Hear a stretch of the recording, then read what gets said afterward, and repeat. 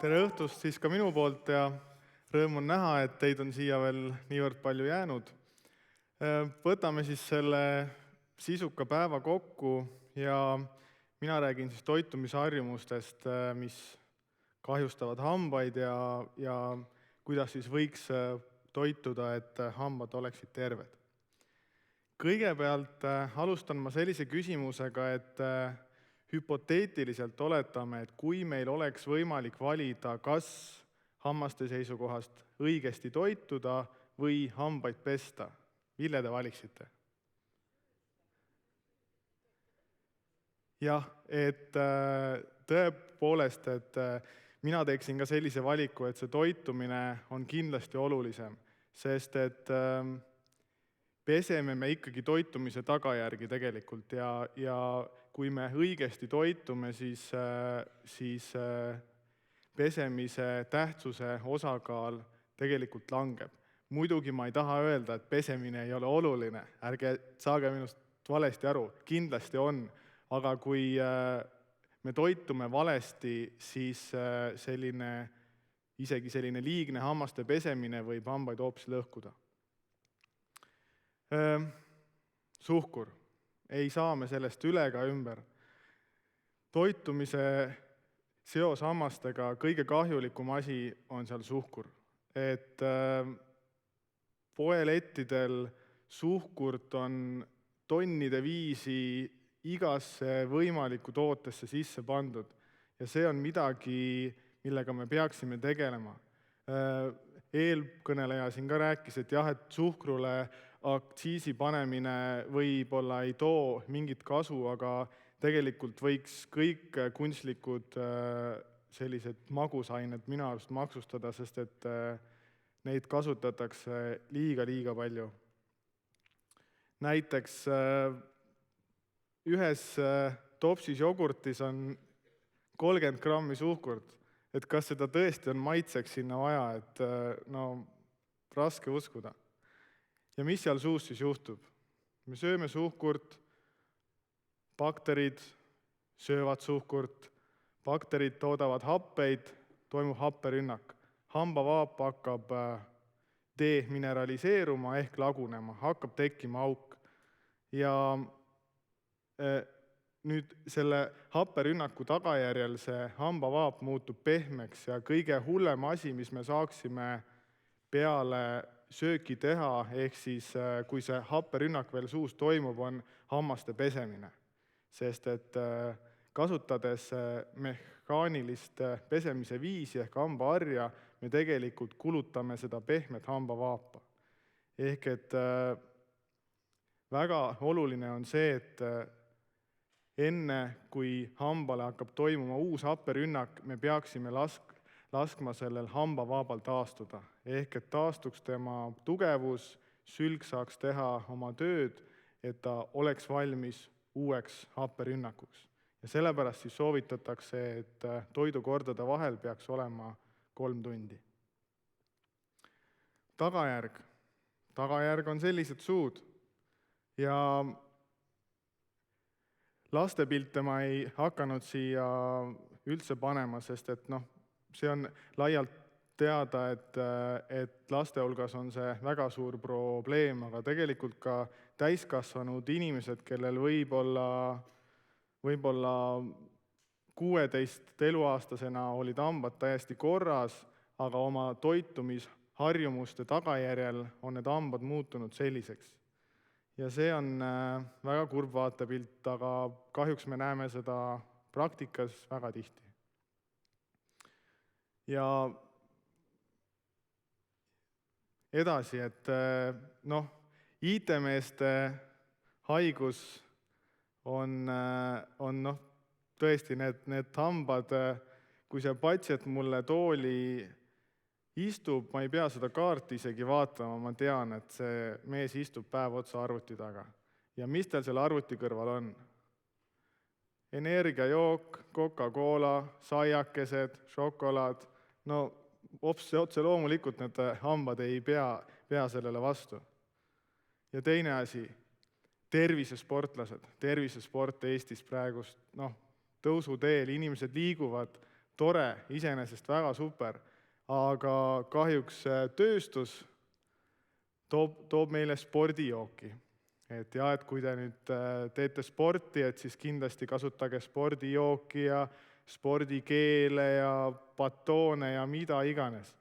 Aga hammaste seisukohast me teeme sellega endale karuteene. Ja tegelikult, olgem ausad, tervisesportlane ei vaja spordijooki.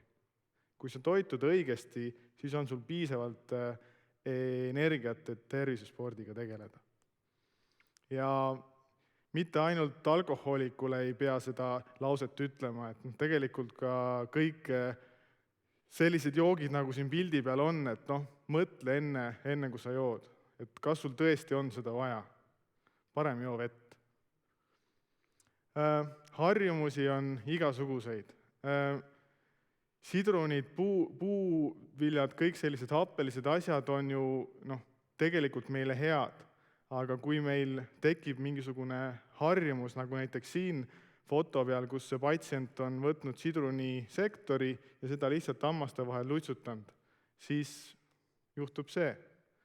Ja jällegi, et see mõtteviis peaks ikkagi olema selline, et kui me paneme suhu midagi, mis tekitab happerünnaku, siis võimalikult kiiresti me peaks selle happerünnaku peatama. Ja kõige lihtsam viis selleks on võtta lihtsalt lonks vett, loksutada seda natuke aega suus ja kõik. Et selline mõtteviis võiks siis olla. Ja muidugi, kui see olukord on jõudnud nii kaugele, siis vasakulpoolsest probleemist jõuda hambaravi meetoditega, selle tulemuseni on väga kallis. Väga kallis, et milleks endale sellist vajadust tekitada, et hambaarsti elu on nagu rock and roll praegust, et lihtsalt võta ja ravi ja tee ja jumalast äge. Aga tegelikult on ju tõsiasi see, et me saame seda kõike ennetada ja hambaarstid võiksid ju tegelikult olla töötud. Sest et see on puhtalt mõtteviisi harjumuste küsimus. Ja ärge muretsege, küll hambaarstid leiavad omale uued väljakutsed, et igasuguseid soove on inimestel. Ja 4 kuldset reeglit, mis puudutavad siis hambaid ja toitumist. Toitu tervislikult, see tähendab seda, et võimalikult vähe suhkruid, võimalikult vähe happelisi toiduaineid. Joo vett.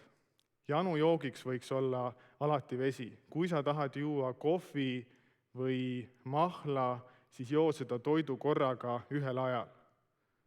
Selles mõttes, et kõik see kohvi, mis sa jood seal näiteks 2 toidukorra vahel või mahla jood 2 toidukorra vahel, et see läheb hammaste jaoks kirja tegelikult uue toidukorrana. See tähendab, et hambavaap saab jälle happerünnaku, ta ei ole veel jõudnud taastuda sellest vanast happerünnakust ja see lagunemine on kiirem. Hoia toidukordade vahel vähemalt 3 tundi. Et see on see, millest me rääkisime ja lastele selgitamiseks me kasutame sellist suhkrukella, nagu on seal foto peal näidatud, et see 3 tundi on vajalik, et hambavaap taastaks oma tugevuse, et siis olla valmis uueks väljakutseks. Ja pesemine 2 korda päevas, 2 minutit. Ja kui nüüd rääkida toiduainetest, siis me teame, mis on kahjulik hammastele, aga on ka mõned toiduained, mis on hammastele kasulikud. Näiteks pähklid ja seemned. Esiteks sellepärast, et pähklid ja seemned on sellised kõvad, krõmpsuvad toiduained ja nendel on konsistentsist tulenev eelis see, et nad puhastavad hambaid. Ehk et nad aitavad eemaldada hammastelt hambakattu. Ja teine asi on see, et nad treenivad luud siis hamba ümber. Ehk siis toimub selline luu treenimine, et see luu on tugev. Ja samuti igemete koha pealt, et vereringet soodustab. Teine asi, rasvane kala. Rasvane kala on D-vitamiini allikas ja Pähklid ja seemned muidugi kaltsiumiallikas, mis on kõige olulisem. Aga rasvane kala on D-vitamiini allikas ja D-vitamiin on oluline organismile, sest et ta aitab organismil omastada kaltsiumit. Juust, seda vist ei pea kellelegi ütlema, et juust on hammastele kasulik, kõrge kaltsiumisisaldusega piimatoode ja oma konsistentsilt lähtuvalt ka sellise hambaid puhastava toimega. Maasikad, kiivi ja tsitruselised on jällegi vitamiinide allikad, mis on siis vajalikud just eelkõige igemetele, et siis igemete nii-öelda see kollageenkiht oleks tugev ja ei laseks seal mingisuguseid kahjustusi ja vigastusi tekkida ja kui ige on hammaste ümber tugev, siis on ka hambad selle võrra tugevamad. Toores sibul, et sibulas on samuti sellised kasulikud ained, mis siis ei lase suus olevatel auke tekitavatel bakteritel paljuneda. Et selle tõttu, ja just toores sibul, ehk siis salatites ja nii edasi. Ja boonusena roheline ja must tee, et jah, kui midagi juua, siis peale vee, siis roheline ja must tee on kindlasti kasulikud oma toimete poolest. Ja selline portaal või siis kodulehekülg nagu suukool.ee soovitan kõikidel, kes ei ole veel seal käinud, seda külastada, seal on hästi palju kasulikku infot laste hammaste kohta, rasedate hammaste kohta, täiskasvanute hammaste kohta ja nii edasi, et seda võiks kindlasti külastada ja põhilised soovitused on siis see, et pesta oma hambaid 2 korda päevas fluori sisaldava hambapastaga. Ärge kindlasti unustage hambaniiti, sest ainult niimoodi te eemaldate katu hambavahedest. Pärast hammaste pesu ära loputa suud veega.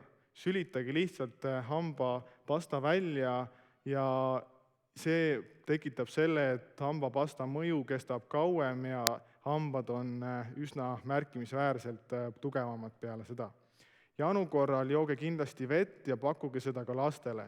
Et püüdke ka lastes tekitada sellist harjumust, et mahl ja morss ja kõik sellised asjad ei ole tegelikult janujoogid. Et neid võib tarbida, ütleme siis toidu kõrvale, aga et vahepaladena siukseid asju pigem mitte. Samuti ära näksi, et lastele ka peaks õpetama toituma režiimi järgi, et sul on kindlad toidukorrad, et maast ja madalast siis seda õpetada.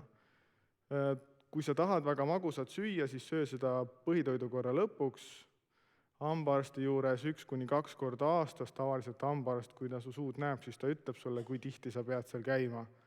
Ja veel muid selliseid palju olulisi asju ja lõppeks, et ole oma lapsele eeskujuks, et see on kõige parem viis tuleviku põlvkondade hammaste tervise parendamiseks, et anname oma hammastele võimaluse olla tugevad ja toitumisega me saame seda oluliselt nii-öelda muuta või toitumisega me saame oma hambaid väga hästi ja pikalt suus hoida, mis tähendab, et peab hambaarsti juures selliseid ebameeldivaid protseduure vähem tegema.